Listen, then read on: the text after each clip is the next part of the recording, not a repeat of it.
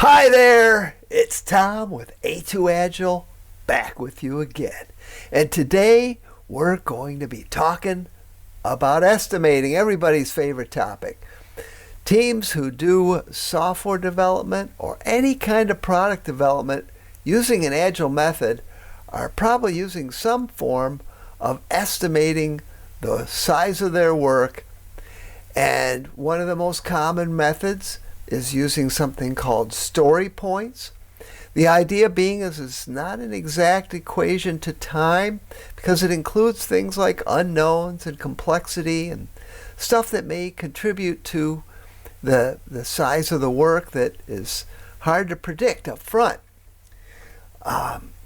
And the thing about the story points is there's a lot of talk around them not being equal to time, but ultimately they kind of are.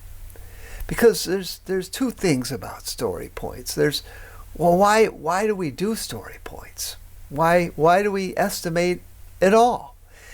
And I would say that there's probably three main answers to that question. One is it gives leadership some idea of the amount of investment they're making in the value that you're delivering. And that's important for them to know in order to make a decision about whether to proceed. The other thing that it does, though, is it helps dependent teams outside of your own team that are working with you to have some sort of a planning horizon so they know what to expect and when from you. And finally, on the team itself, it's a great way to assess whether you're on track or not. Now, of course, a lot of things make the estimate, the size of the work change over time, and some of them are completely legitimate, and so that's all fine.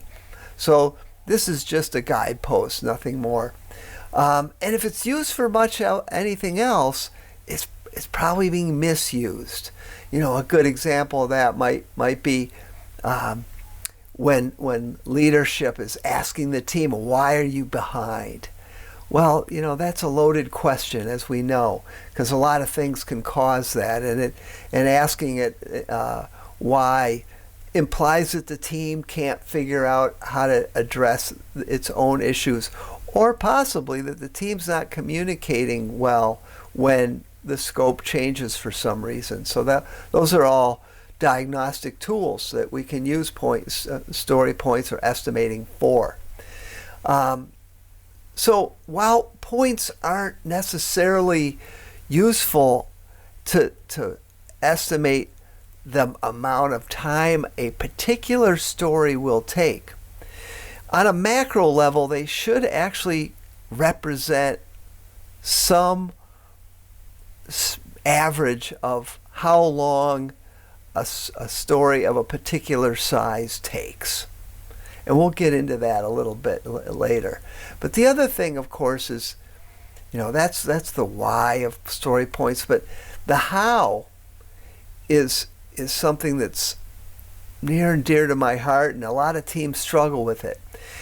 We talk about points, and we have points, and we have a process that the team goes through. Maybe we're doing planning poker, maybe we're doing forced ranking where we group the stories by smallest to largest and then just draw a line and say these are all about the same size and these are a little bigger and so on.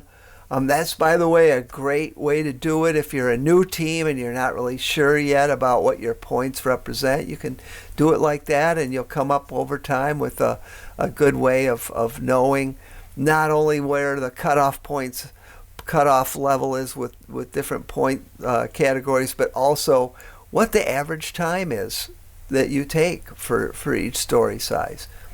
And so it's really important to capture that data, like how long those stories are taking, not again to evaluate on an individual level, other than, in a retrospective or something, you might say, well, that one took a lot longer than we thought. Let's talk about why.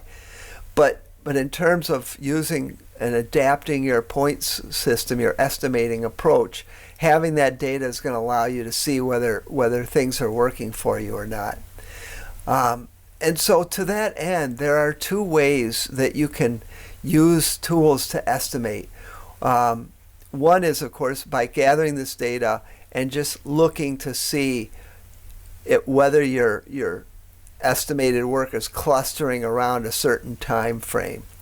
So, for example, I've seen cases where the 1-point stories are on average taking the same amount of time as a 3-point story average. And so that indicates a dysfunction of some sort. You should have a graph where the 1s take less than the 3s and the 3s less than the 5s, or whatever. You could use t-shirt sizes, small, medium, large, whatever you're using for estimating. That the bigger stories should take more time. And so you should be evaluating that and seeing if you're getting that linear curve that you want to see between the different sizes. The other thing that I would encourage you to take a look at is standard deviation. Standard deviation is a great way to see if, even though the average might be in the right range, are you all over the map, or is there a nice tight cluster? What are the outliers? And you can use standard deviation to say, okay, here's the stories that fit into our standard deviation. Let's take a look at some of these that fell outside and those outliers and see what we can learn from that work. And hopefully you've already done that in a retrospective, as I mentioned, but if you haven't, it's a great opportunity to reevaluate and assess. You should be assessing your estimating system using real live data on a regular basis, because getting better at estimating means all those reasons why you do it will help people all the more. I hope you found this one helpful. I'm going to keep doing these things, and I hope you'll keep tuning in. As usual, I hope you'll click the subscribe button at the bottom of the screen there and join the other folks that are listening to these particular videos, and some from other A2 Agile folks on a regular basis. And until then, I'll see you soon.